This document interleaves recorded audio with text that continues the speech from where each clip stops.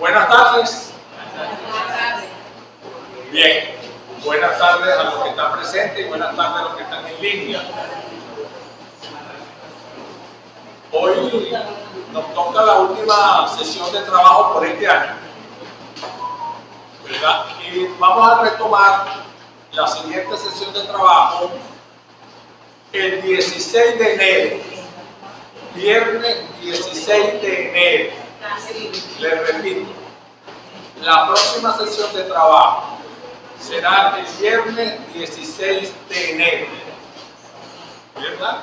Yo al final les voy a indicar quiénes van a exponer ese día, ese viernes. Serán dos ponencias más que van a exponer el 16 de enero. Hoy tenemos la exposición de tres amigas, ¿verdad?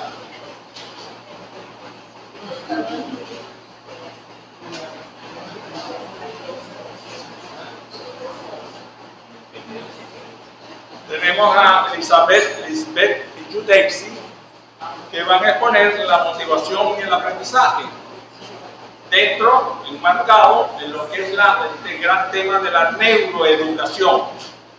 Y posteriormente, Kelvin y Denny van a hacer su exposición sobre la reflexión repetida y ellos dos la van a hacer en línea.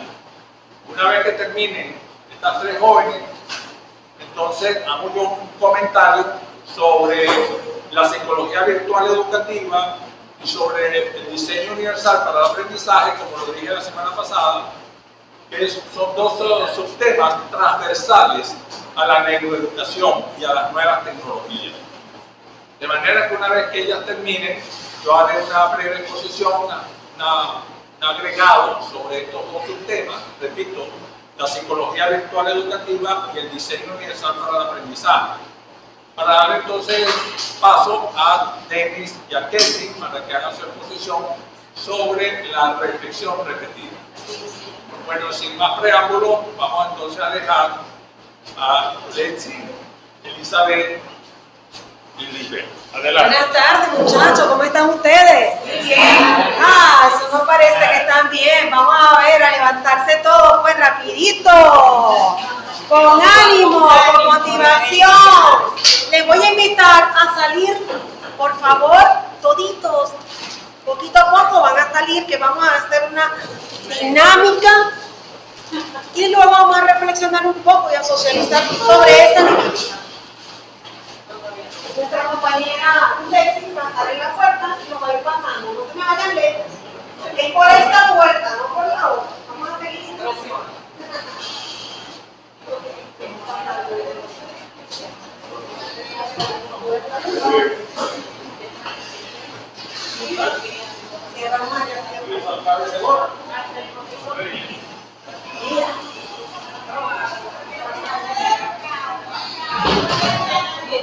Estoy ayudando a grabar.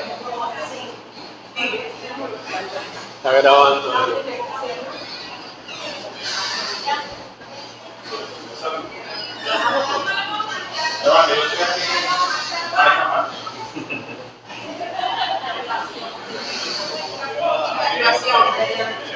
Hola, ¿cómo están ustedes?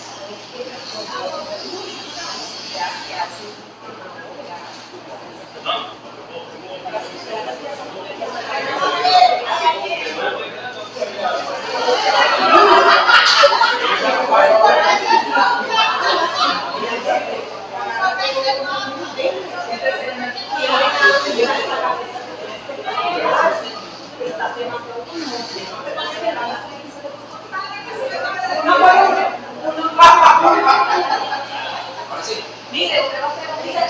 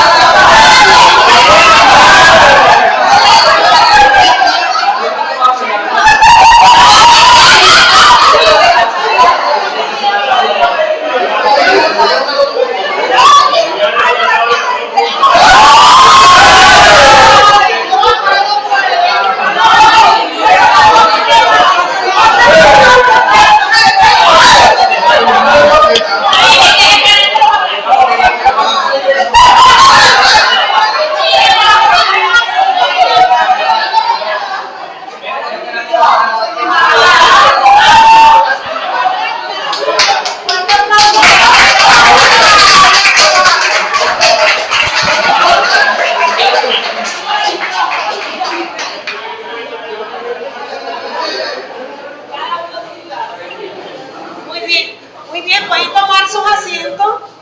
Ahora quiero pedir, ¿qué les pareció esta dinámica? ¿A cuánto le dejó este cortisol? Cortisol. A ver, ¿a cuánto? ¿Cómo están estas emociones? ¿Cuánto les gustó el túnel del amor, de la emoción, de la motivación, como usted lo quiera llamar? Vamos a brindarle un fuerte aplauso. Bien, bueno, dos personas que me digan cómo se sintieron. Dos personas voluntarias, no les vamos a decir. Todos a la vez no pueden ser. ¿Cómo se sintió usted? Ajá, qué palabra, muy bien, es maravilloso. ¿Usted cómo se sintió? Excelente, sobre todo con Catherine y Luis. Excelente. Que les dije casi lo mismo. Excelente, muy bien. Eso me lo dijo ella. Ajá. ¿A cuántos de nosotros no nos gusta que nos digan cosas bonitas? Ese esposo que nos dice algo bonito. Eso es normal. ¿Qué pasa con nuestras emociones? ¿Ah? Estaba hablando de mi esposo. ¿Qué nos gusta? Nos gusta que digan, nos digan cosas bonitas, que nos resalten lo positivo. Claro. Sí, ¿verdad? Entonces eso es una tarea grande que tenemos cada uno de nosotros en nuestro diario convivir y hacerlo con las personas que convivimos, que nos conseguimos, brindar una sonrisa, un abrazo y algo que subía el profesor, el aprender a dar gracias. Cuando nos levantamos, dar gracias a Dios, a las personas, hasta por estar con nosotros a nuestro lado, a nuestros hijos, o sea, eso es importante siempre dar gracias, porque también de una u otra manera incide en nuestras emociones. Bien, quiero pedir rápido, 8 personas, aquí, rapidito, antes de nosotros iniciar, rapidito, 8 personas, rápido, rápido, rápido, rápido, 4 hombres y 4 mujeres, vamos, rápido, rápido.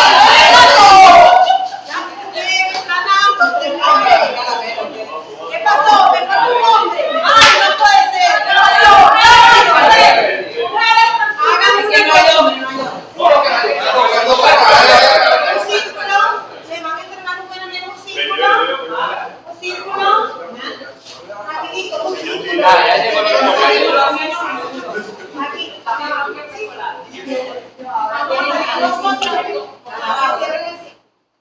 por favor, extiendan su mano con el caramelo. Destapen este caramelo, destápenlo y van a tender esa mano, la van a extender.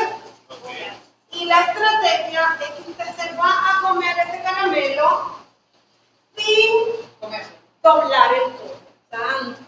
Sin doblar el codo. Ok, le vamos a dar un minuto. ¿Quién me toma el tiempo? Va a comer un caramelo. Ya. Vamos, ¿quién me come el tiempo? Un minuto.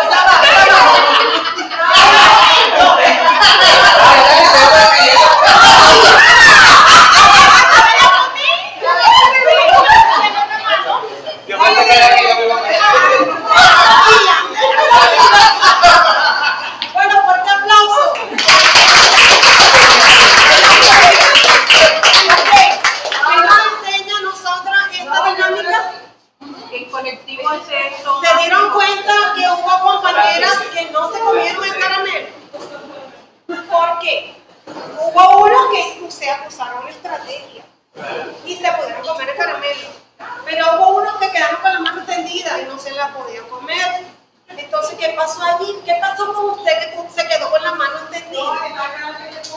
Que alguien te diera, ¿verdad?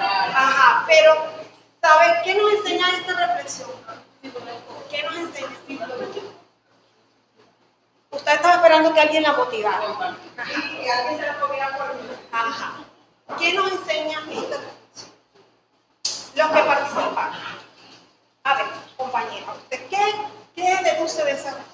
Bueno, estamos trabajando en equipo y necesitamos ayudarnos entre todos y ayudarnos. Y cuando usted dijo, él tiene que comer, tú no puedes poner la mano, yo voy a buscar ayuda porque tengo al lado.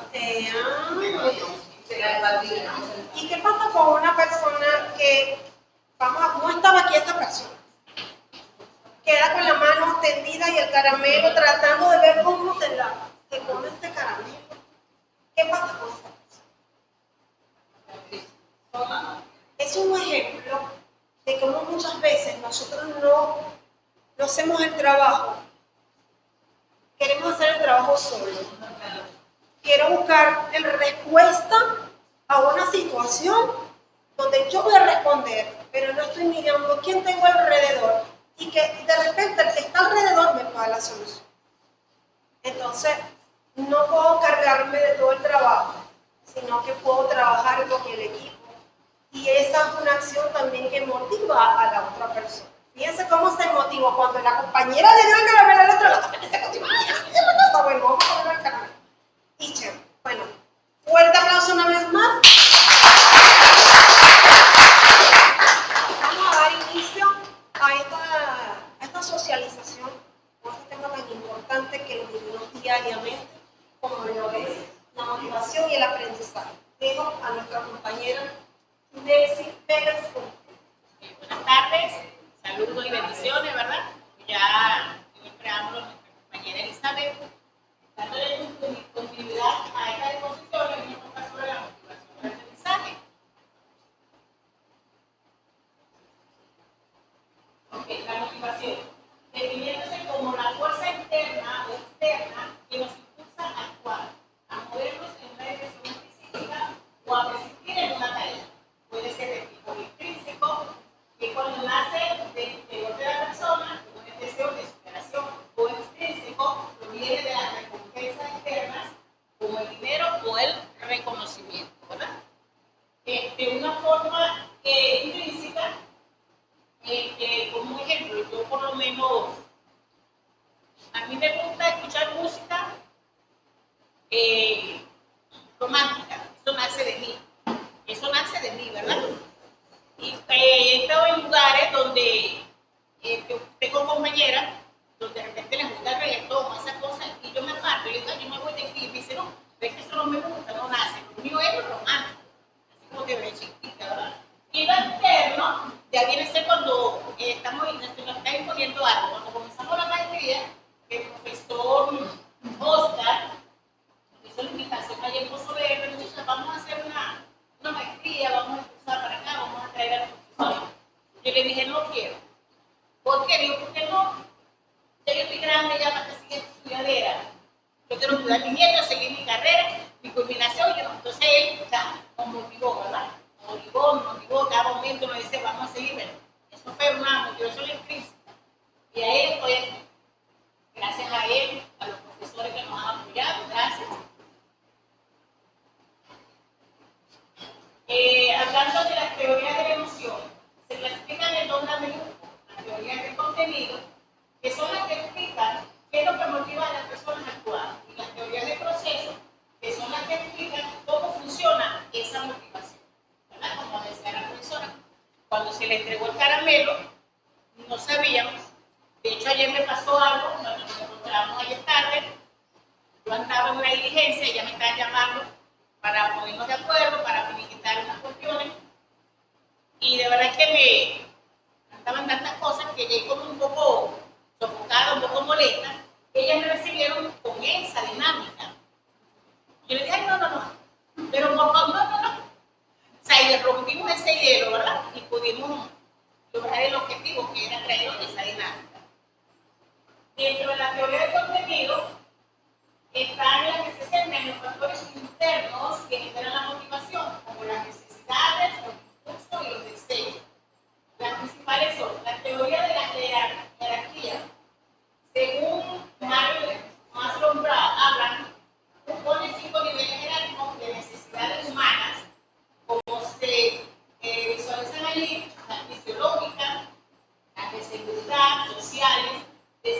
y la autorrealización.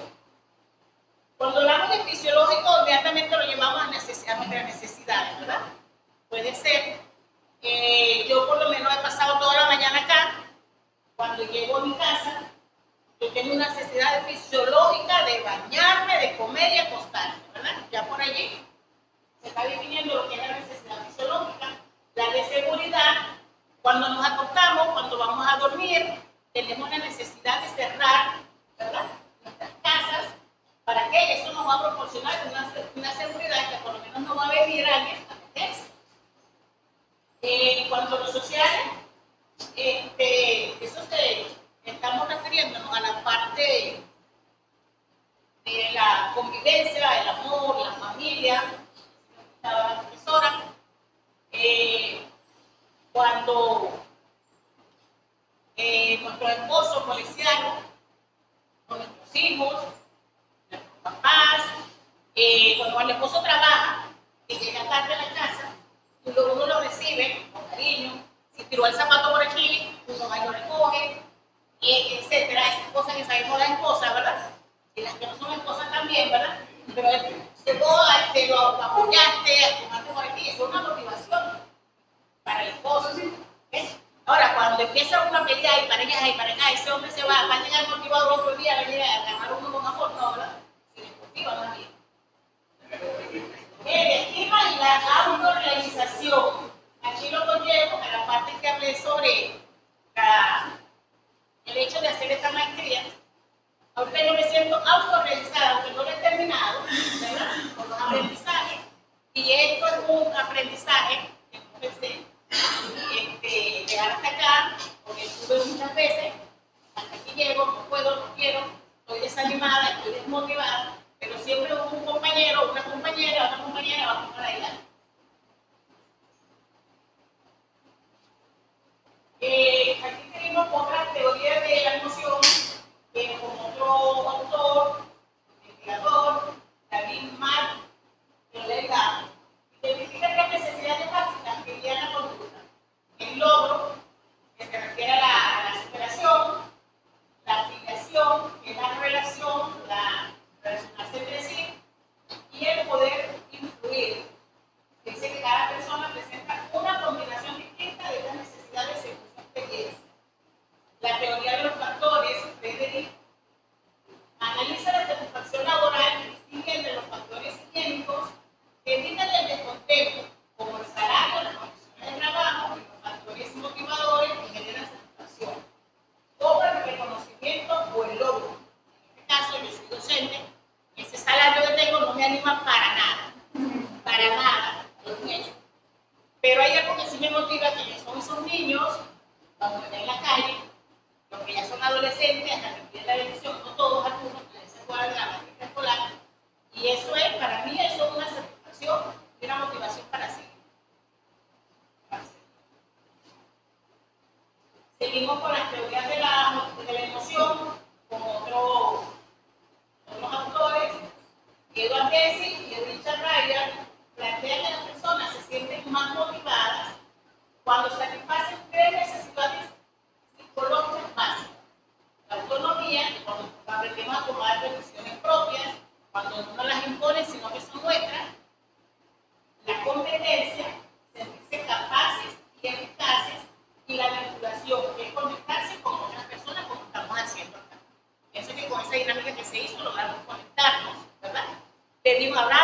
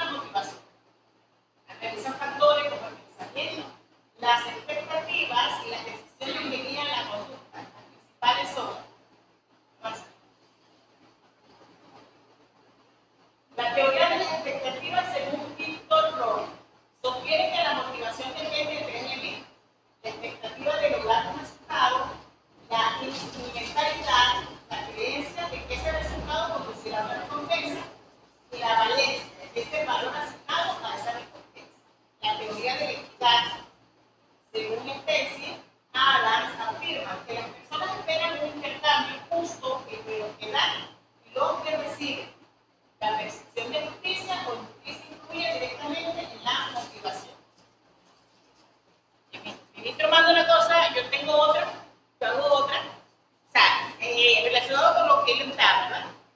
Él, bueno, no sé, pero en estos últimos tiempos, estamos como sobrecargados de tanta. Sí, sí. Pero se me fue la teoría de la modificación de la conducta. Pero usted que el comportamiento se mantiene o se modifica, si no se modifica. Los refuerzos positivos aumentan la probabilidad de repetir una conducta, mientras que los castigos o la parte de recompensa la reducen. Es decir, yo tengo una conducta, lo vuelvo a llevar vamos a llevarlo al nivel de mi docencia, ¿verdad? Tengo niños con conducta poco apropiada, que van dentro están dentro del aula, dentro de lo que se contempla. Y a medida que uno va tratando a ese niño, motivándolo, de hecho sí se puede, la motivación, el abrazo y las recompensas, eso ayuda a que ellos o las personas modifiquen esa conducta. ¿Okay? Y a continuación nuestra compañera dice,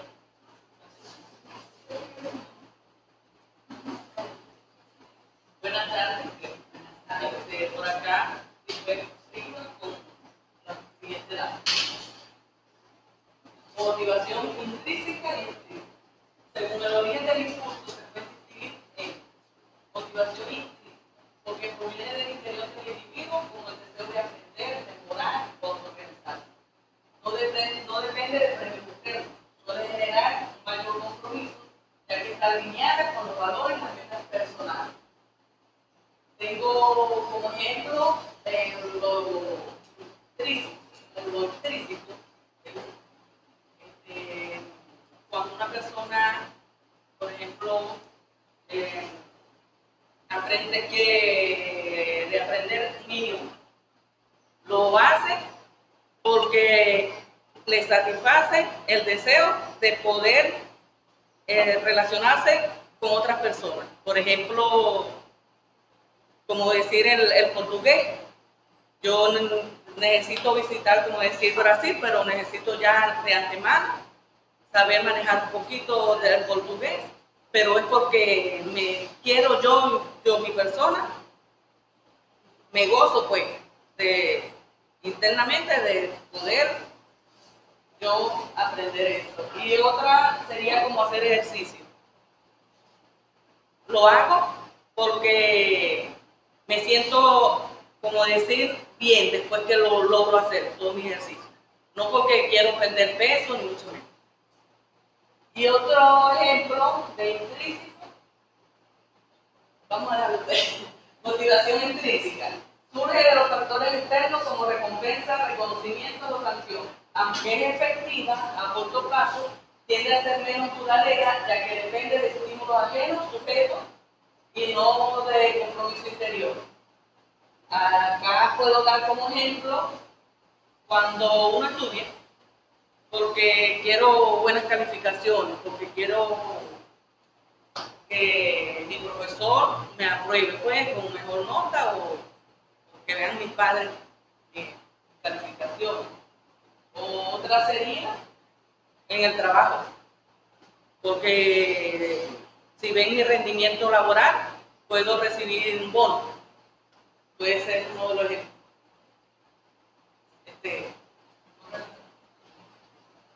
¿Cómo influye la neurociencia en la motivación educativa? La neurociencia mejora la comprensión del aprendizaje, identificando factores que aumentan la motivación y optimizan las estrategias educativas para un mejor rendimiento estudiantil.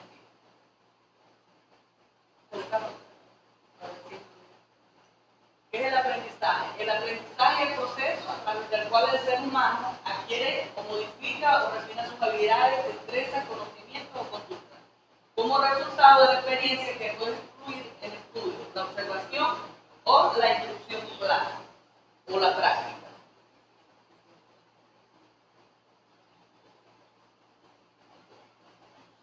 El cerebro humano es una maravilla de la naturaleza que juega un papel determinante en el aprendizaje efectivo.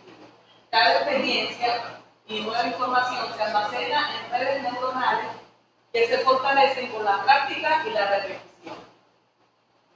Este proceso no solo mejora la memoria, sino también fomenta la creatividad y la resolución de problemas. Al comprender cómo funciona nuestro cerebro, podemos adoptar estrategias más productivas como el aprendizaje activo y la autoevaluación, que optimizan la asimilación del conocimiento. Este aprendizaje,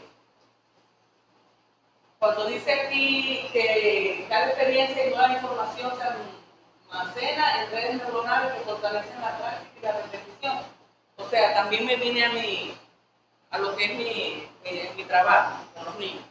Como docente de inicial, tengo los niños que aprenden porque ellos verdaderamente se les hace una rutina diaria donde repetitivamente se les hace lo mismo. Por ejemplo, ellos no saben leer porque son niños de preescolar, pero a ellos entrar al salón y usted todos los días les hace el círculo, ellos van directamente al círculo. Tienen una rutina pegada en la pared, volteada, donde usted le dice en qué momento estamos, y ellos nada más que por la imagen que tiene el dibujo, estamos en planificación, estamos en almuerzo, y ellos cada uno va colocando y volteando solo porque tiene el dibujo, no porque ellos saben leer ni mucho menos. Entonces quiere decir que ellos como son esponjitas y todo absorben y aprenden rápido, esa rutina así ellos no sepan leer, ellos ya tienen ese conocimiento de el paso a la rutina diaria desde la mañana hasta el mediodía. Y ese es el ejemplo más o menos que tengo de lo que es un aprendizaje significativo, afectivo. Y pasa la pregunta. ¿Cuál es el impacto de la motivación en el proceso de aprendizaje? La motivación actúa como el motor que impulsa el entusiasmo en el proceso de aprendizaje. Este impulso es fundamental ya que fomenta el interés y la curiosidad, elementos esenciales para un aprendizaje resaltante.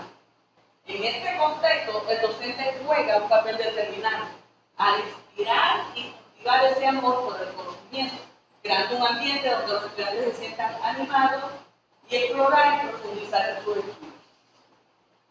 Acá también el docente es el que tiene, como decir, la estrategia de que los niños aprendan y motivarlos. Ejemplo, como ya le decía la compañera, hay un niño desmotivado, pero no es porque o se aísla de los demás niños a jugar, pero no es porque la docente no lo tome en cuenta, sino porque alguna conducta, como quien dice, alguna condición por ahí debe haber que él no le gusta agrupar. Ahí viene el papel de la docente, de la persona, de escudriñar, tanto tener su tiempo con el niño como con los padres, los representantes. A ver si es así en casa o solamente el comportamiento de él es así ahí. Y buscar estrategias, ya como docente, para que el niño se motive a unirse al grupo. Esos son mis ejemplos como docente de inicial. No puedo darlo así más como... Y creo que aquí viene la profe Elizabeth con las demás. Muchas gracias. Recordando lo que hicimos al principio, lo que en esas dinámicas nosotros liberamos allí dopamina. Recordando que la dopamina no es más que son sustancias químicas que se dirigen como mensajeros a nuestro cerebro y que permiten entonces que nosotros podamos sentir felices, contentos, motivados con lo que estamos recibiendo al momento, tanto que lo queremos repetir, porque no otra vez comer este caramelo. ¿Por qué? Porque lo pasamos bien, ¿verdad? Entonces, vamos a continuar con este tema tan importante. Los tipos de aprendizaje, tenemos aquí el aprendizaje por descubrimiento. No sé qué más llamamos las personas adquieren el conocimiento a partir de la exploración y la resolución de problemas como parte del proceso. En esta parte de aprendizaje por descubrimiento, un ejemplo muy claro lo tenemos los bebés. Cuando los bebés nacen, ellos no nacen caminando.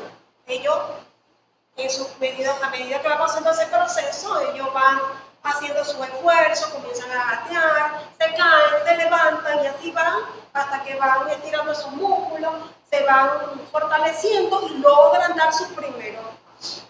¿Okay? Otro ejemplo del aprendizaje por descubrimiento que tenemos es cuando ustedes quieren hacer una receta. Pero entonces me pongo a inventar, de repente me va a quedar mal al principio, voy a hacer una torta, nunca la he hecho. Y hago mi torta y me quedo ahí toda fea, pero ya después me busco por ahí un recetario y voy dándole hasta que la torta me sale. No veo significativo. Significativo. Bueno, el significativo también tiene que ver con lo que es esos aprendizajes que traemos de nuestras experiencias vividas. ¿Okay? Tiene que ver con eso de que, bueno, viví una experiencia X y la traigo a coalición en un momento porque la viví, fue significativa y quedó plasmada bien así. Pero una sola.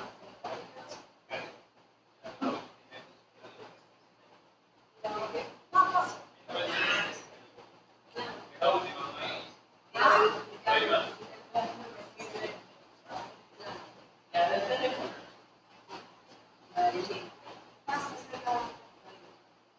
Pues son 15, ¿sí?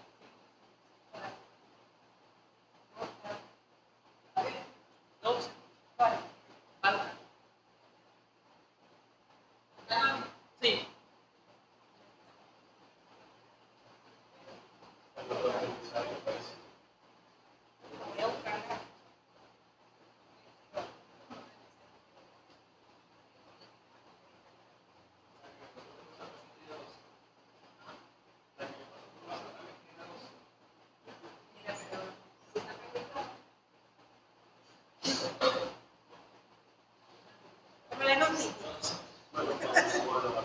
No, ya debo ubicarla yo aquí para entonces ver si puedo seguir aquí.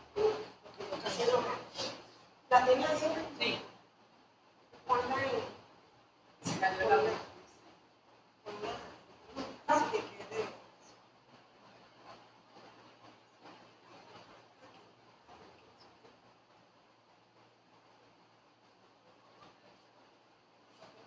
¿A tu fecha la que no?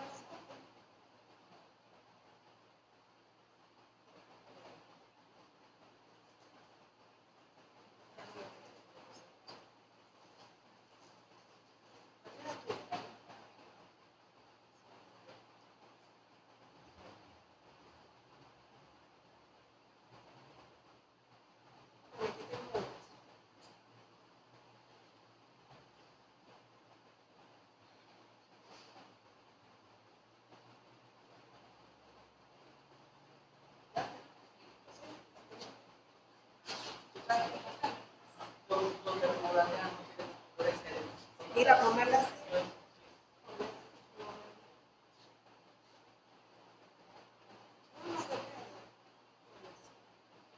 Ok. Otro tipo de aprendizaje es el receptivo, donde el sujeto que aprende recibe y asimila la información para poder luego reproducirla sin que nadie, ningún tipo de descubrimiento personal. O sea, una persona que va a su clase, pues toma apuntes de la clase y con esos apuntes que esa persona tomó, sencillamente puede, porque retuvo, ¿verdad? Puede desenvolverse en cualquier ámbito con esos apuntes que tomó de su clase. Es un ejemplo de ello. Otro tipo de aprendizaje es repetitivo.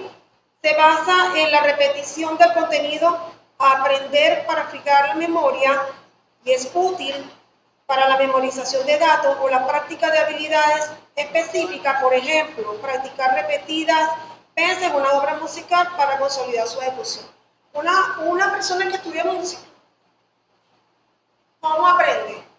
Sencillamente tiene que estar repitiendo, practicando, tocando ese cuadro, o si va a cantar, hacer las vocalizaciones para poder aprender todos esos ejercicios de vocalización. Y la práctica, la repetición, es lo que va a permitir que pueda lograr ese aprendizaje, ese objetivo.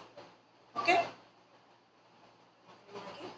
El aprendizaje observacional se apoya en la observación del comportamiento de otras personas que funciona como modelo también y se conoce como aprendizaje por modelo de imitación, aprendizaje observacional. Hay personas sencillamente que aprenden solamente con la parte de la visión.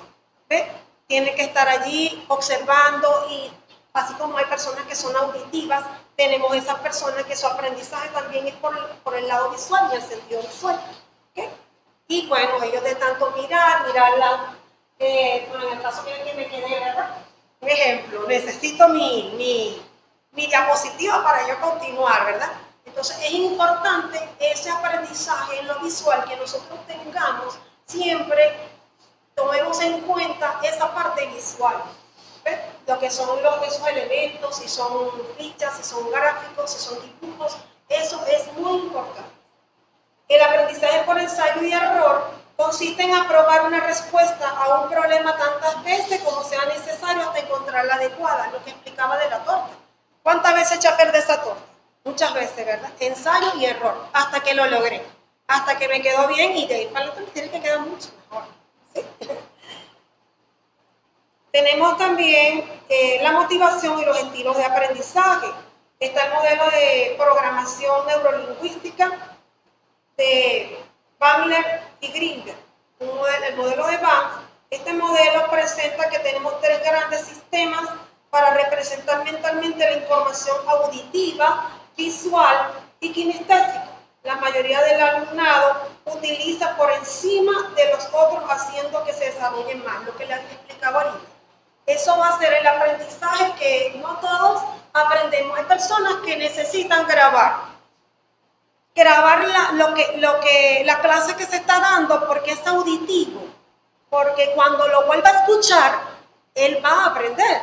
Hay personas que no, que son más visuales. Hay personas que son kinestésicos, tienen que tocar para poder aprender. Ajá, ¿por qué se pusieron así medio cuando yo dije de tocar? Bueno, y aquí, bueno, los modelos de los hemisferios cerebrales, este modelo presenta la idea de que cada hemisferio está relacionado con una modalidad de pensamiento y según la dominancia de uno u otro, tendremos la forma de pensar y actuar de cada persona. ¿Okay? Por supuesto, los dos hemisferios, el hemisferio derecho, que es la parte holística, intuitiva, fantástica y global.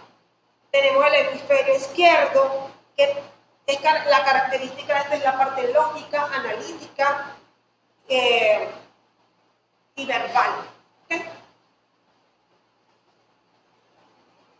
Okay. Tenemos en esos hemisferios y vemos los ejemplos como que una persona pues, que requiere para hacer un trabajo necesita tener toda la estructura de ese trabajo para poderlo hacer, ejecutar y llegar al objetivo tal lugar.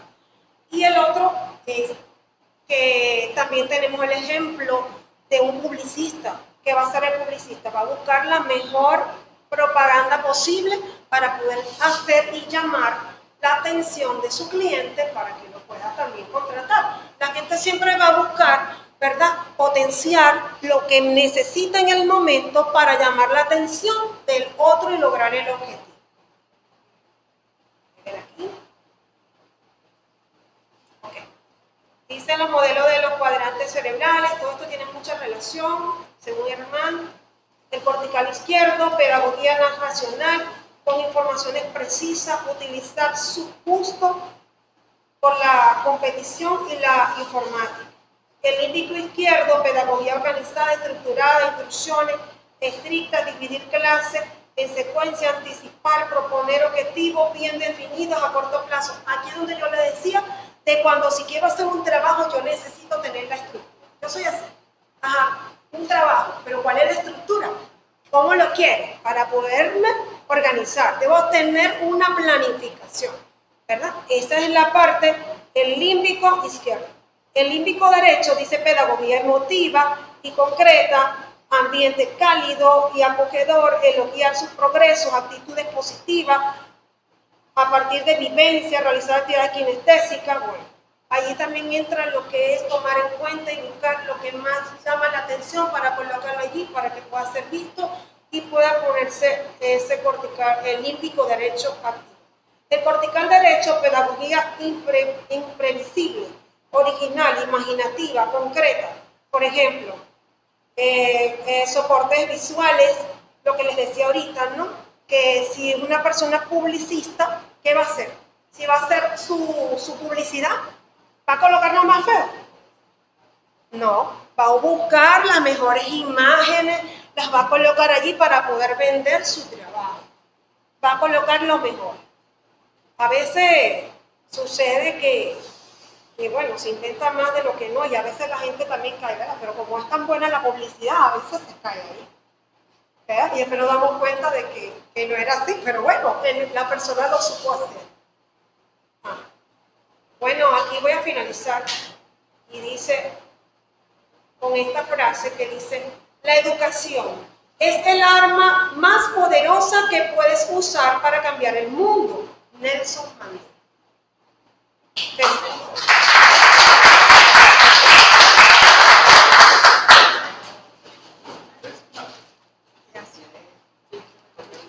¿Quieren más de la vez? Como se portaron bien y no se durmieron, se ganaron para dormir.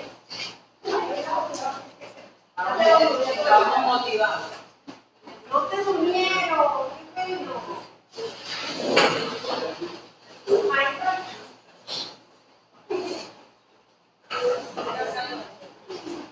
Bueno, una vez oída la exposición, yo no sé si ustedes captaron una palabra que mencionó Elizabeth. ¿Elizabeth no? No, perdón, Lisbeth, ¿no? La que está repartiendo caramelo, ¿cómo se llama? Elizabeth mencionó una palabra cuando empezó la dinámica y entraron al salón. Ella mencionó la palabra cortisol. Yo no sé si ustedes han oído hablar de eso. El cortisol es una hormona que segrega las glándulas suprarrenales, es decir, suprarrenales, arriba de los riñones. Arriba de los riñones hay unos pequeños sombreritos que son endocrinas, son glándulas endocrinas que generan el cortisol. El cortisol es una hormona inhibidora del estrés. Pongan atención, el cortisol es una hormona inhibidora del estrés, de la ansiedad, de la angustia, del temor. ¿Verdad? Eso es fundamental para que una comunidad de aprendizaje despierte el interés por el aprendizaje, por aprender. Tiene que tener motivación, tiene que prestar atención, tiene que concentrarse, ¿verdad? Y todos esos elementos que son distractores, como un problema que tenga personal, un problema físico, alguna limitación, como los neurodiversos o TDAH, algún autismo, Asperger, etcétera, una pequeña dislexia, discalculia, algunos de estos que dicen los médicos trastornos, a mí no me gusta decirle trastornos, son condiciones diferentes. Entonces eso hay que generar de alguna manera cierta ansiedad, cierto estrés, cierto temor, temor a hablar en público, temor a escribir, temor a actuar, temor a interactuar. Es decir, son diferentes tipos de estrés, de ansiedad, de temores, etcétera, que dependen de las características psicofísicas de cada individuo en esa comunidad de aprendizaje. Ahora, ¿cómo hacemos que las glándulas suprarrenales produzcan cortisol? Lo que hicieron al principio, es decir, una actividad que le genera, que rompa el hielo. Esa es la metáfora, ¿no? Que rompa el hielo, básicamente. Que se desinhiban de todos los problemas que tengan, que se conforme un ambiente agradable, ameno, ¿verdad? Amigable. Y eso pasa también con las nuevas tecnologías. El diseño universal para el aprendizaje promueve algunas tecnologías que sean amigables, accesibles, ¿verdad? De tal manera de que le permita al aprendiz con la nueva tecnología no se estrese porque no puede acceder, o no se estrese porque no lo entiende, o porque no lo capta, etc. Entonces, ese cortisol lo genera una actividad física de alguna manera. Es decir, yo no sé si ustedes han visto algunos videos donde aparece una pantalla, un pizarrón, y ponen allí en la pantalla unos ejercicios y ponen a los niños a hacer esto. No sé si lo han visto. A los jóvenes y niños les ponen a hacer eso. Como que si lanzaran una pelota, y cantan, y 1, y 2, y 3, y después con la izquierda, y 1, y 2, y 3. O si están lanzando una pelota o una raqueta. Así, raqueta, o si lanzan una caña de pescar. Bueno, esos ejercicios generan en los suprarrenales cortisol. Y en los niveles de estrés, de ansiedad, de temor, etcétera, disminuyen. Eso, por supuesto, genera motivación, genera atención y concentración, que es el ambiente apropiado y las condiciones apropiadas del psíquico, de los psiquis y del físico, para que un niño, un joven, un trabajador, un líder comunitario, en cualquier comunidad de aprendizaje, esté en las mejores condiciones psicofísicas para iniciar el proceso de aprendizaje. Es decir, que lo primero es la motivación, como le explicaron ellos. Si no hay motivación, no hay aprendizaje. Así de sencillo. Repito, si no hay motivación, no hay aprendizaje. Por otro lado, las nuevas tecnologías y la inteligencia artificial se han dado la tarea de generar unos pequeños robots. Yo no sé si los han oído hablar, que se llaman chabots. ¿Han oído hablar de los chabots? ¿Lo han visto en video? Esos son unos robots pequeñitos. Son unos robots muy pequeñitos que le hablan a los niños. Interactúan con el niño. Y entonces el niño se divierte con el chabot. Porque el chabot le conversa, le dice cosas, le pregunta. El niño pregunta, responde también, porque es inteligencia artificial. Y es auditivo también, porque el chabot habla. Son pequeños robots. Y entonces eso se genera en el estudiante, los niños, fundamentalmente en los preescolares, y aquellas comunidades de aprendizaje donde hay autismo, donde hay Asperger, donde hay TDAH, etc. Entonces, y aquí hay un instituto, ¿cómo se llama, Jonathan? El instituto que está aquí en San Félix, el instituto que está en San Félix. ¿Cuál? El CAIPA, ¿lo conocen? ¿Han oído hablar de eso? No. Pero esas maestras, esa institución, están preparados para hacer eso. Es decir, generar las mejores condiciones para que esos niños con ciertas limitaciones o dificultades se preparen adecuadamente y estén las condiciones ambientales y existe un ecosistema que sea no solamente escrito, sino también con nuevas tecnologías, porque le proveen computadoras, etcétera, que sean accesibles y que se conforme un ecosistema amigable y accesible a todos por igual.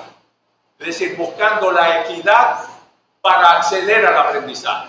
No es solamente que le demos las mismas oportunidades, sino que estén en las mismas condiciones para poder aprender. Y la equidad es la palabra adecuada, no es la igualdad. La igualdad no es suficiente.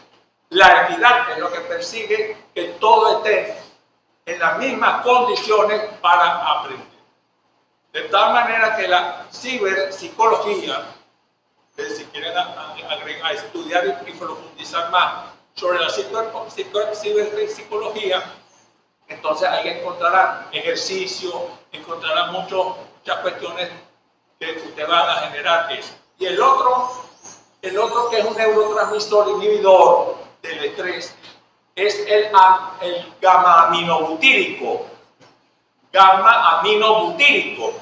Yo creo que lo que van a exponer sobre la gestión emocional van a hablar algo al respecto. La gamma-aminobutírico es un neurotransmisor que generan algunas neuronas del cerebro, algunos neuronas.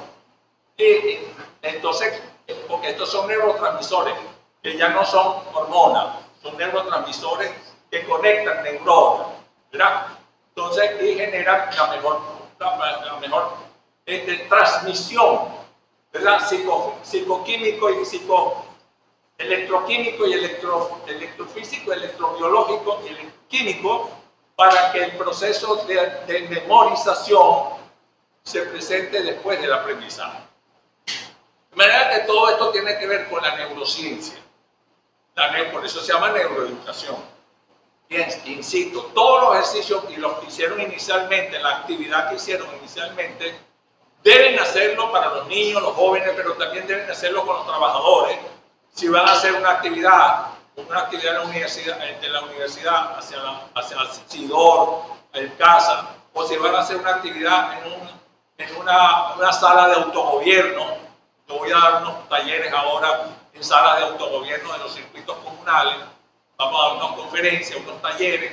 Hay que preparar a las comunidades. Esa comunidad de aprendizaje uno tiene que prepararla motivacionalmente para que ellos verdaderamente estén dispuestos a recibir un aprendizaje y estén en las mejores condiciones. Bueno, ahora vamos a pasar al segundo tema, subtema de hoy, que es la reflexión repetida. Eso nos lo van a presentar Dani y Kelvin en línea. Yo no sé si ellos pueden hablar. Aló, Dani, Kelvin, ¿están en línea?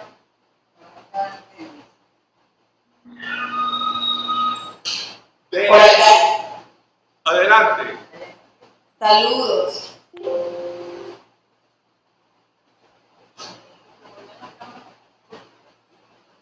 ¿Me escuchan? Sí.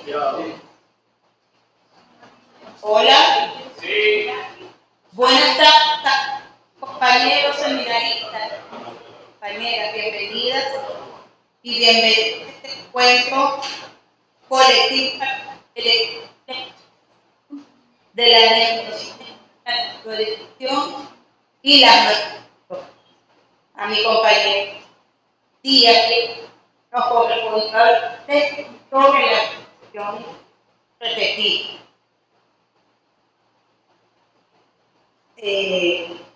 Pasamos a la... Sí, bueno, para hablarles sobre detrás de la reflexión es fundamental porque activa la neuroplasticidad, fortaleciendo las conexiones neuronales y creando vías más eficientes para la memoria a largo plazo y la automatización de hábitos, implicando áreas como la corteza temporoparental.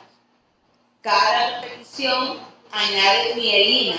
La mielina no es más que una capa aislante, rica en grasas y proteínas que cubre las neuronas y que ella, por supuesto, facilita con mucha más eficiencia la transmisión a través de los impulsores nerviosos, haciendo, por supuesto, con ello el camino más rápido y automático, consolidando el aprendizaje y la familiaridad con la información o la habilidad desde memorizar la información de un dato hasta perfeccionar la habilidad motora.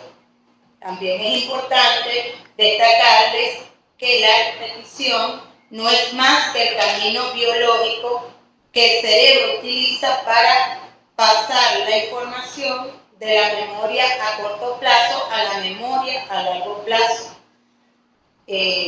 Para ello crear engranajes o huellas de memoria duraderas.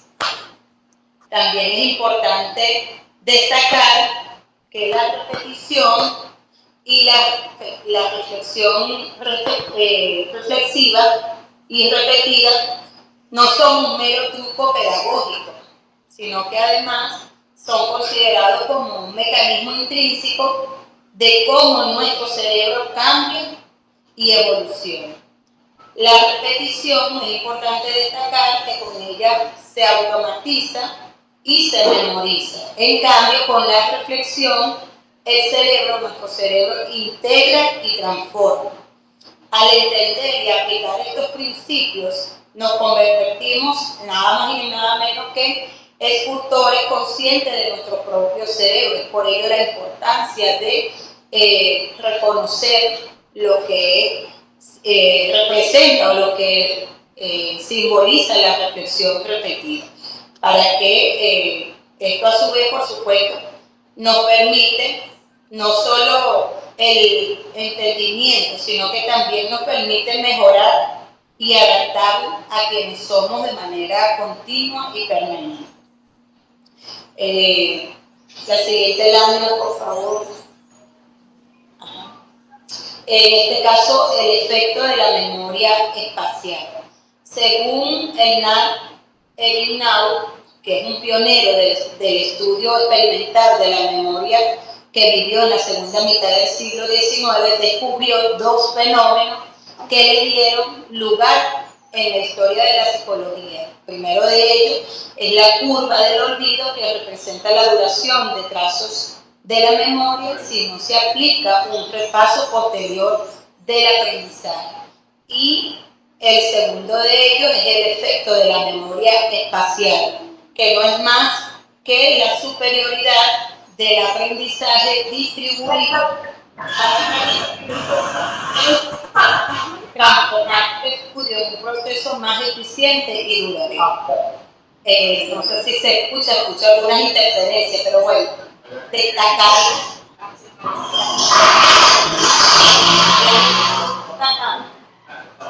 la capacidad que tiene esta repetición reflexiva para desarrollar no solo hábitos, sino que a través de estas prácticas pudiéramos, como lo dije anteriormente, detectar y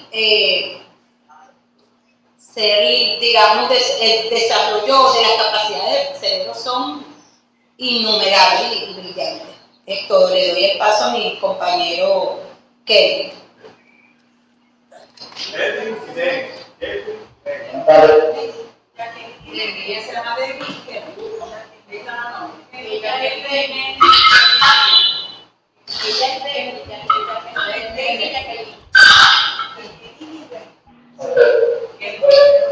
Buenas tardes, mi nombre es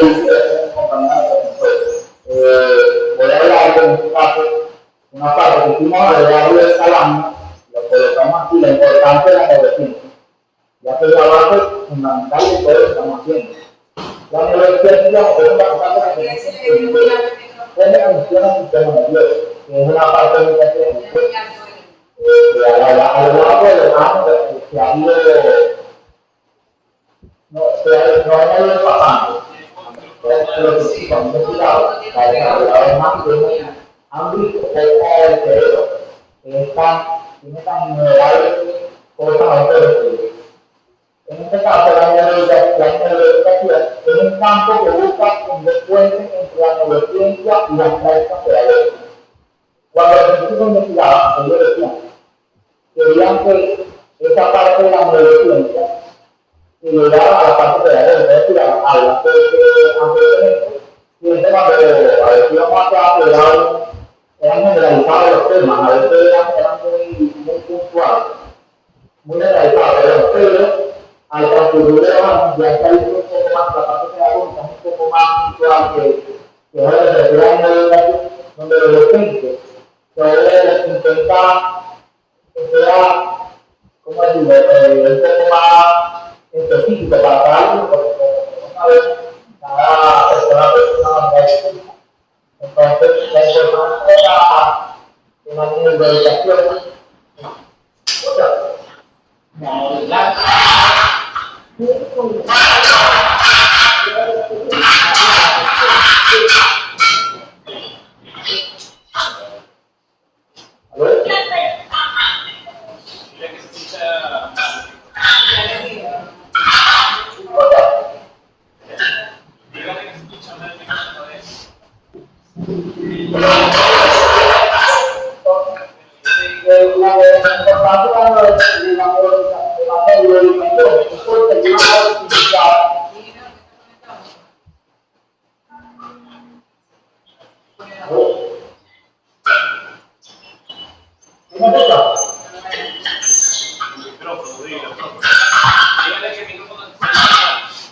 ¿Cómo lo vamos? No siga. Okay.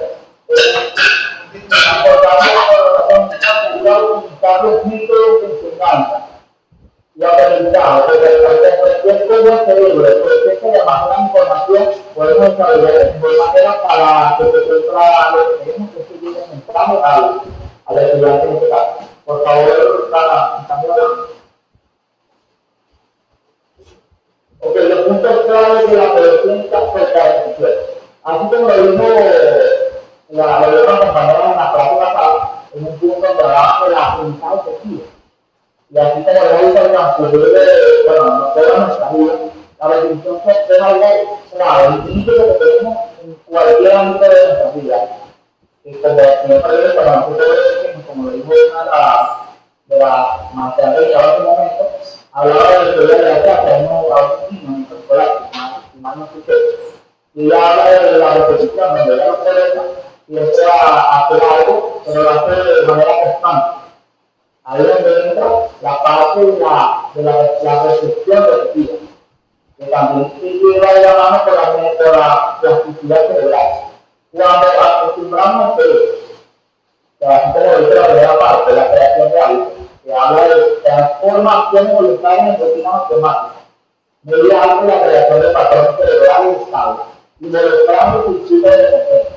Este por lo menos ejemplo que yo muy de la mano con los primeros que acompañó hace un momento, donde decía, hablaba de la parte de los niños en el escolar, que habla de la creación de hábitos. ¿Por qué? Porque a medida que ya va celebrando en ciertas circunstancias, en cada momento, hacia la perspectiva de una acción, es donde ayuda a que los niños más adelante puedan desarrollarse y desenvolverse hacerlo de manera espontánea, sin que tengan que significarlo a eso.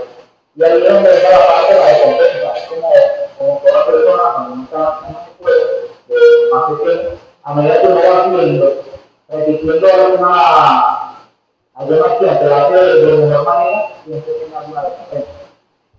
La consolidación de la memoria, la decisión respuesta a la final, haciendo que la información sea más accesible y duradera, especialmente la memoria de la verdad. Voy a hablar de la consolidación. Ahí cuando hablamos de la consolidación es porque a medida que vamos creando el hábito, repitiendo cada vez, va consolidando el cerebro. Entonces, sí, es como cuando uno coloca, por ejemplo, uno está haciendo una cama para transcurrir esta agua, por ejemplo. A medida que nosotros vamos abriendo más la cama, va a transcurrir de mejor manera el agua, sin mayor práctico. Así mismo pasa con el contenido que uno está estudiando, para lo que uno está haciendo, a medida que nosotros vamos a ver con información y existiéndola en el periodo establecido, no de manera cierta, porque lo hacemos de manera masiva, como lo dijo el profesor en este momento, es donde entra el profesor de PSP y no se tiene mayor detención. Entonces, lo que sucede cuando se quiere tener memoria a largo plazo, la cosa que viene a hacerse de una memoria, sería una prueba periódica, un tipo de programa. Entonces, como es la memoria de cuando hacemos una cama, debemos hacerlo de manera constante, pero con ciertos instantes, para que el papel del cuerpo. Durante el cerebro lo consolida activamente lo aprendido, mejorando el rendimiento posterior. Así como en este momento, y el contenido de cada uno que ya más como otro, cuando hacemos la repetición, a veces descanso, creamos hábitos, y al crear hábitos del cerebro, cuando nosotros vamos a descansar, es cuando el cerebro obviamente se mantiene igual activo, y es donde una vez que la gente pasa, sueña, no se mete el rendimiento que estaba haciendo cada vez. Es cuando está en la repetición, es decir, cuando el cerebro está en perspectiva, lo que ya ha aprendido durante el día. Entonces, ahí es donde empieza el mejoramiento, porque ya sabe que va a hacer a la vida. Por favor, la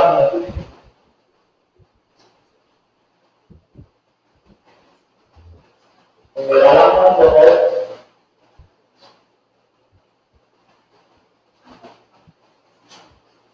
La actividad cerebral durante la respiración.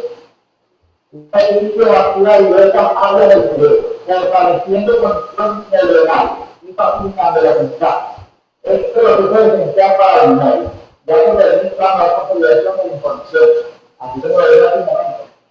A medida que nosotros vamos resistiendo, vamos a hacer el hábito, donde va a ser más fuerte el sistema neural por el que va a transferir información. Es decir, que nos vamos a acercar menos a recordar algo, porque lo que le parecemos de manera repitiendo. Y eso lo que nos vamos a lograr es que a la vez que vamos a acercar menos información, algo ya lo vamos a tener porque lo vamos a hacer esto de plano. Por favor, por el plano.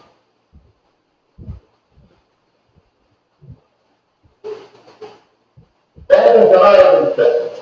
Proceso de fortaleza aprendizaje. Fortalecimiento de rutas neuronales. La repetición activa las conexiones neuronales, facilitando la creación de la ruta más fuerte, lo que permite que la información se transfiera de manera más eficiente entre diferentes áreas del cerebro, así como lo vemos en el curso, pero en el caso de la cama. A medida que nosotros vamos, en este caso cuando nosotros andamos de bala, vamos a fortalecer, vamos a ampliar aún más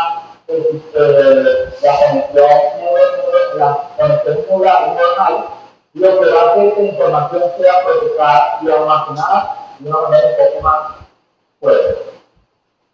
Mejora la modificación de la memoria. Repetir información ayuda a consolidar los procesos, promoviendo una mayor retención y retención, lo que resulta en un aprendizaje más efectivo y duradero. Codificación es más que el concepto de codificación, es más que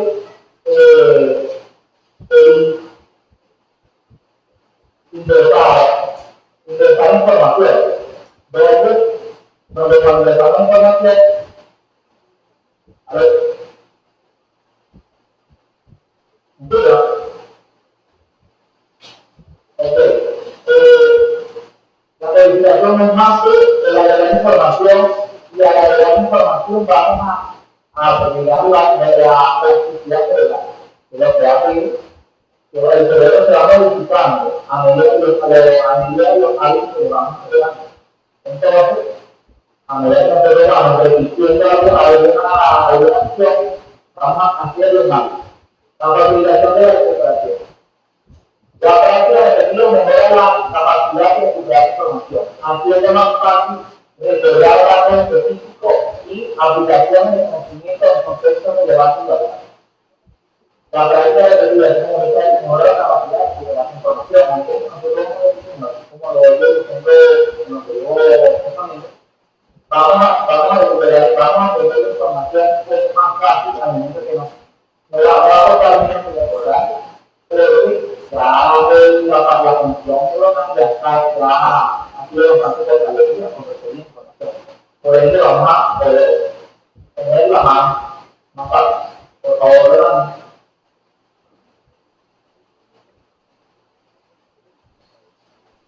Aplicaciones prácticas, utilización de la punta.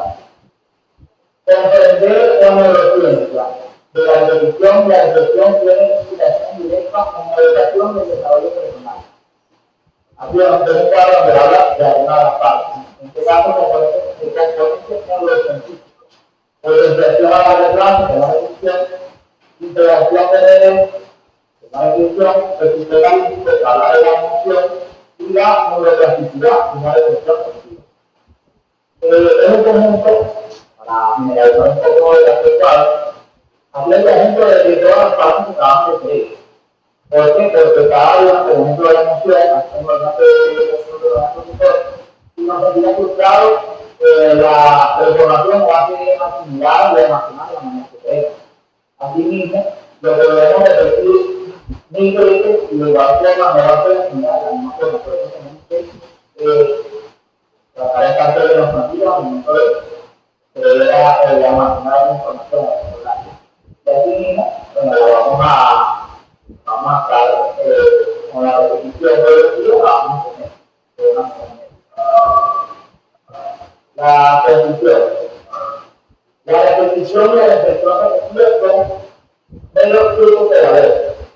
Son los mecanismos intrínsecos como nuestro cerebro cambia y evoluciona. La repetición automatiza y memoriza.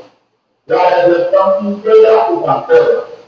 Al entender y aplicar estos principios, nos convertimos en instructores conscientes de nuestro propio cerebro. no solo aprendiendo, sino también mejorando y adaptando continuamente su entorno.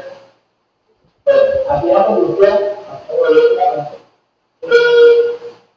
la repetición, la reflexión repetida es bastante importante, porque a medida que nosotros vamos repitiendo, vamos creando los hábitos, es lo que vamos a hacer nosotros más adelante, ya sea en la parte educativa, en la parte profesional, en la parte personal. El derecho es, como ya al principio, es bastante amplio. Poder absorber tanta información que se recibe, siempre y cuando sea almacenada, en este caso, adquirida de la mejor manera. Entonces, para que eso es importante porque si ahora vamos a la actividad federal, es lo que nos hace nosotros identificar a medida que vamos evolucionando, en este caso que tiene una idea, que vamos adquiriendo nuevos conocimientos. Esta fue la cuestión que vayan a salir un poco de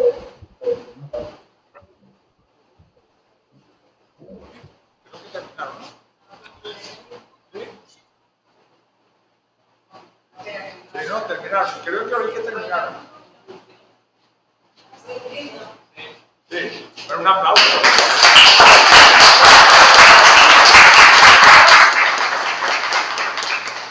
Bueno, gracias a Kevin y a Dani por su exposición sobre la reflexión repetitiva.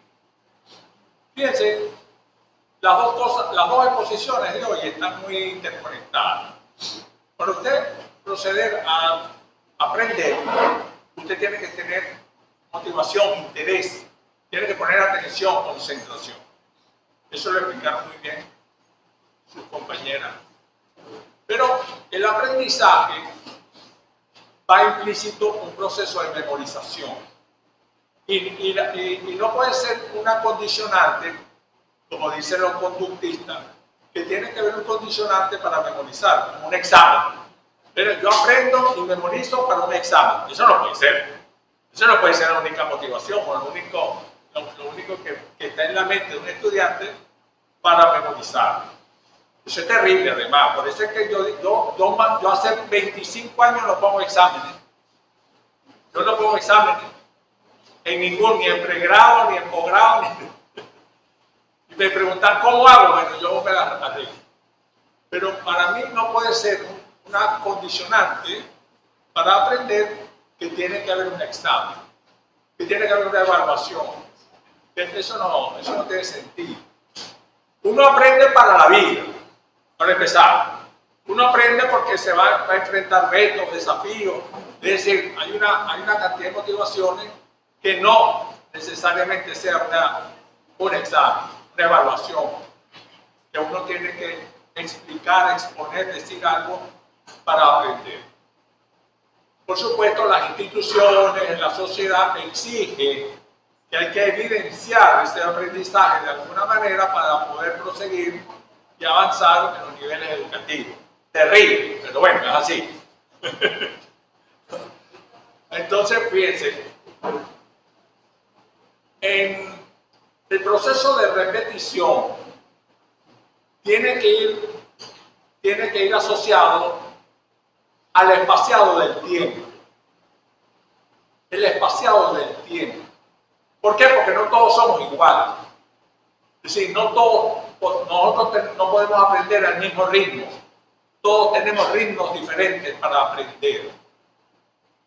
Ayer yo le di clase y le estoy dando clase a un muchacho de la Universidad de la UNEFA que tiene Asperger. Ese muchacho no es autista, es Asperger, tiene problemas para memorizar. Y yo lo hago repetir, pero con espaciado de tiempo. Es más, cuando hay algún cálculo muy sencillo, como 9 por 4, que aparece en alguno de los problemas, algún cálculo numérico, que puede recurrir a una calculadora 9 por 4, yo le digo, no busque la calculadora, trata de decirme cuánto es 9 por 4.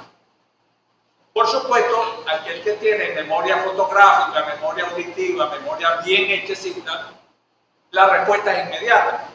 9×4=36. Pero a estos muchachos, muchachas que tienen situaciones diferentes, están en condiciones diferentes, tiene que darle un espacio de tiempo para poder recortar cuánto es 9×4. Usted no le puede exigir que dé una respuesta inmediata. Usted tiene que esperar un tiempo para que dé la respuesta. Y así sucede. Entonces yo no le pido nada, ni me altero, ni le pregunto, pero respóndeme, dale, no. Tengo que tener paciencia para que él me responda a su ritmo. Y él me responde aproximadamente 9×4=36, pero se tarda 2 o 3 segundos más que cualquier otro estudiante. Usted tiene que tener comprensión plena de eso. Es decir, la repetición es una fuente de aprendizaje y de memorización, pero que tiene que tener en consideración las características, condiciones en el aprendiz, que es diferente en cada uno. Son ritmos diferentes. Además, que el proceso de repetición no tiene por qué ser oral, puede ser visual. Por ejemplo, yo tenía el hábito, allá en la Universidad de Manchester, cuando estaba estudiando matemáticas, de yo tomar notas en el salón, junto con todos mis compañeros, y yo esas notas las llevaba a mi casa, y yo tenía varios cuadernos, uno de física, uno de computación, uno de matemática, de cálculo, otro de álgebra, tenía diferentes cuadernos, y yo pasaba en limpio las notas, y con colores, con dibujos, una buena caligrafía, porque utilizaba la mano, ¿verdad? Y no solamente lo repetía visualmente y por escrito, sino también lo decía en voz alta. Es decir, que además de que yo escribía y lo veía, lo repetía en voz alta. Y eso se me quedó para toda la vida. Es decir, porque son diferentes percepciones. Es un par de sentido, pero se conjuga en una percepción integral. Y se produce un aprendizaje significativo de largo plazo. Una memoria a largo plazo. Ese es un ejemplo. Pero también puede ser la música. El teorema de Pitágoras, yo lo aprendí cuando tenía 16 años, o 14 años, creo que era 14 años. Segundo año de bachillerato, allá en Caracas, en Colegio Los Jardines del Valle. Y la única forma como yo me lo aprendí, bueno, la única forma no, la mejor forma como yo aprendí el teorema de Pitágoras fue aprendiéndome la canción y bailando el twist de Pitágoras. Te dirán, ¿qué es eso del twist? Yo no sé si ustedes bailaron alguna vez el twist. ¿No conocen el twist? ¿No conocen lo que es el twist? El twist vino después que el rock and roll. El rock and roll fue de los años 50. Elvis Presley y para que ustedes contar. Pero en el twist, Tubby Shaker y otros más empezaron a cantar el twist y a bailar el twist. El twist significa torcer. Y para bailarlo, uno pone el pie delante, ¿verdad? Flexibiliza un poco la pierna como si fuera a surfear con una patineta, ¿verdad? Y empieza a torcer, ¿verdad? Ese es el twist. Y uno empieza a moverse hacia adelante y moverse hacia atrás y empieza a bailar el twist, ¿verdad? Y lo curioso del asunto es que la pareja se le acerca a uno y se pega de uno y bailamos pegadito el twist. Ese twist fue prohibido en Caracas y nos llevaban presos cuando salíamos de la discoteca. Estaba prohibido el twist. Era vulgar, era indecente, era inmoral. Y nos llevaban presos por bailar twist. Pero eso nos causaba mayor interés y bailamos en el cine. Yo bailaba twist en el cine, porque había películas donde bailaban twist y uno se paraba y en el pasillo uno bailaba twist. Bueno, hago referencia al quiz de Pitágoras. Y le voy a cantar la canción porque nunca más se me olvidó. Y dice así: el cuadrado la suma de los cuadrados consumidos en los catetos igual a hipotenusa. Pitágoras, Pitágoras, eres un genio de matemáticas.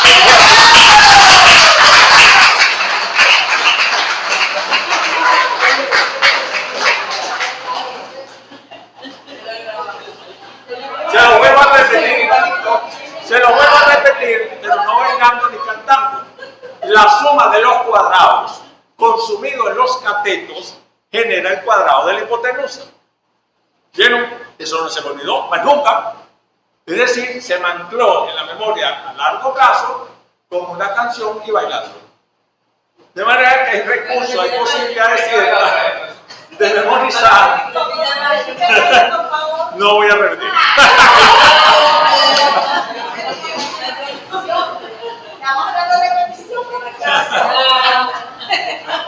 Por eso es que el diseño universal para el aprendizaje, fundamentalmente el diseño universal para el aprendizaje, es muy importante la exposición que hicieron las muchachas sobre la motivación y el aprendizaje y la exposición que hicieron Kelvin y Dani sobre la reflexión repetida.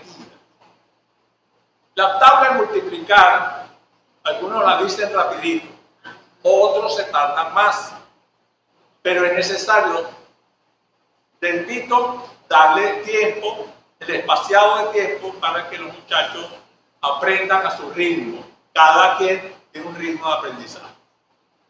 Bueno, no me queda sino... ¿Qué cosa?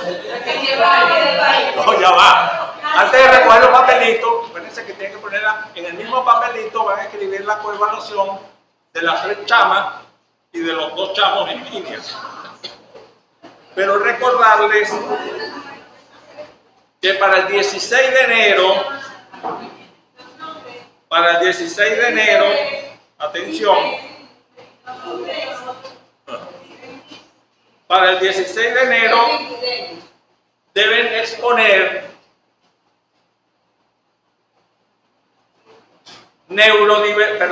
el pensamiento híbrido, no, ya eso está listo. Neurodiversidad y neuroética lo van a exponer Yusmelis Carvajal, Franklin Jiménez y Melval García. Repito, neurodiversidad y neuroética lo van a exponer el viernes 16 de enero.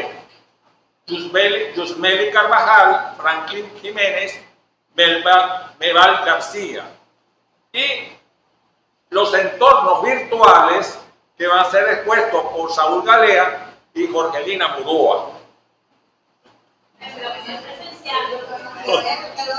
Jorgelina Mudoa y Saúl Galea. ¿Perdón? Le pondrán los entornos virtuales.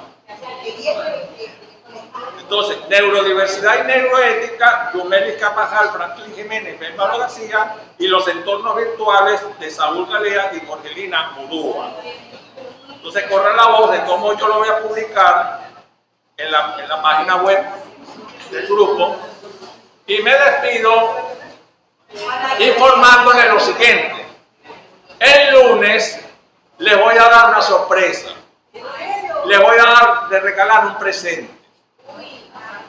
No les voy a decir de qué se trata.